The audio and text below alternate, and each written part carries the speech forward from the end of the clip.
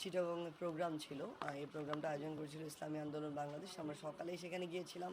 সকল রাজনৈতিক দলেরই সেখানে প্রতিনিধি ছিল এবং এই বিপ্লবের যারা বৈষম্যবিরোধী ছাত্র আন্দোলন এবং জাতীয় নাগরিক কমিটি তাদেরও প্রতিনিধি ছিল। তো সেই প্রোগ্রাম সামগ্রিকভাবে শেষ হয় রাত 12টার দিকে। তো তখন হঠাৎ করে সোশ্যাল মিডিয়াতে এসে দেখতে পাই যে আমাদের রাজপথের সহযোদ্ধা যারা আমরা আসলে কাঁধে কাঁধ মিলিয়ে আমরা 18 কোটা সংস্কার আন্দোলনেও ছিলাম, আমরা এই অভ্যুত্থানেও ছিলাম। আমাদের ভাইয়ের উপরে এই একটা মানে অনাকাঙ্ক্ষিত এবং অপ্রত্যাশিত এরকম একটা আক্রমণ হয়েছে এবং এই বিপ্লব পরবর্তী সময়ে যদি আমাদের কোনো একজন বিপ্লবী ভাইকে রক্তাক্ত হতে দেখা যায়, এর চেয়ে কষ্টকর আর কিছু হতে পারে না আর কি।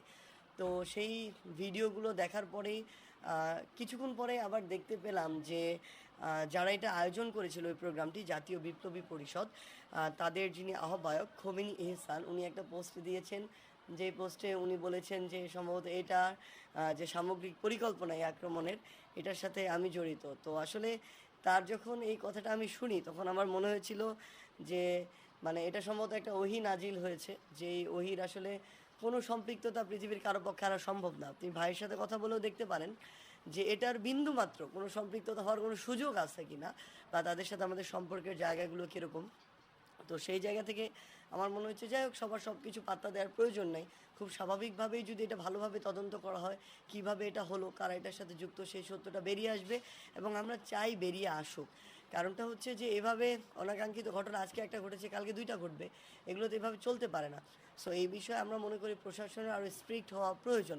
কারণটা হচ্ছে এভাবে ছোট ছোট ঘটনাগুলো থেকে বড় ঘটনার ধীরে ধীরে তৈরি হয় আর কি।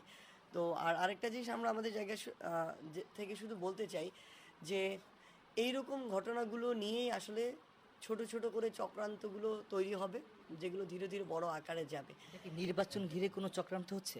দেখুন, এরকম করে স্পেসিফিক সরাসরি বলে দেওয়া যায় না নির্বাচন কেন্দ্রিক কিনা, কিন্তু যখন ওই জাতীয় বিপ্লবী পরিষদের কার্ডে আমরা দেখেছিলাম যে এখানে লেখা আছে জুলাই বিপ্লবী ছাত্র জনতার উদ্যোগে গঠিত প্রথম রাজনৈতিক দল জাতীয় বিপ্লবী পরিষদ, তখন আমার শহীদ পরিবাররা যখন আমাকে জিজ্ঞাসা করে জুলাই ফাউন্ডেশনের সাধারণ সম্পাদক হিসেবে তারা সেখানে যাবে কি না, আমি তাদেরকে স্পষ্ট ভাষায় একটি ভয়েস মেসেজ দিয়ে বলেছিলাম যে দেখুন, আপনারা কেন একটা রাজনৈতিক দলের হয়ে যাবেন?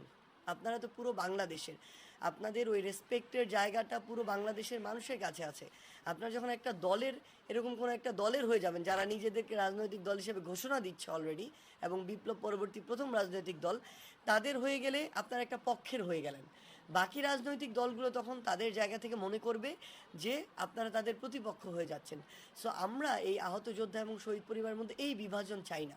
আপনারা একটা প্ল্যাটফর্মে থাকবেন, আপনারা যে কোনো যদি প্রোগ্রাম করতে চান, আপনাদের দাবি তুলে ধরতে চান, শহীদ মিনারে হোক, সোহরাওয়ার্দী উদ্যানে হোক, যে কোনোখানে হোক, আমরা আমাদের জায়গা থেকে, বৈষম্যবিরোধী ছাত্র আন্দোলন হোক, জুলাই শহীদ স্মৃতি ফাউন্ডেশন হোক, আমরা আমাদের জায়গা থেকে সহযোগিতা করব।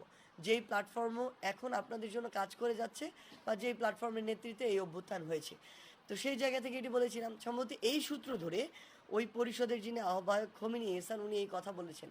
কিন্তু আমার মনে হয় কি, একটা এরকম একটা প্ল্যাটফর্ম যারা তৈরি করেছেন, তার যারা নিজেদেরকে রাজনৈতিক দল দাবি করছেন, তাদের আহ্বায়ক যদি এরকম মানে অবিবেচনা প্রসূত এবং মানে যেখানে বিন্দুমাত্র কোনো সেন্স ক্রিয়েট করেন এরকম কথা বলে, আমাদের মনে হয় যে এগুলো আসলে ষড়যন্ত্রের গন্ধ, কিংবা হচ্ছে এগুলো বিভিন্ন আসলে উস্কানি।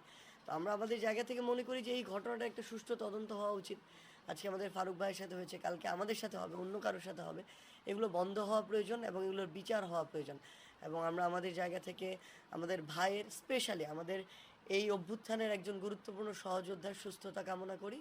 আমরা বিশ্বাস করি আমরা যদি ইউনাইটেড থাকি তাহলে আগামীতে এরকম যে কোনো অনাকাঙ্ক্ষিত ঘটনা আমরা প্রতিরোধ করতে পারবো।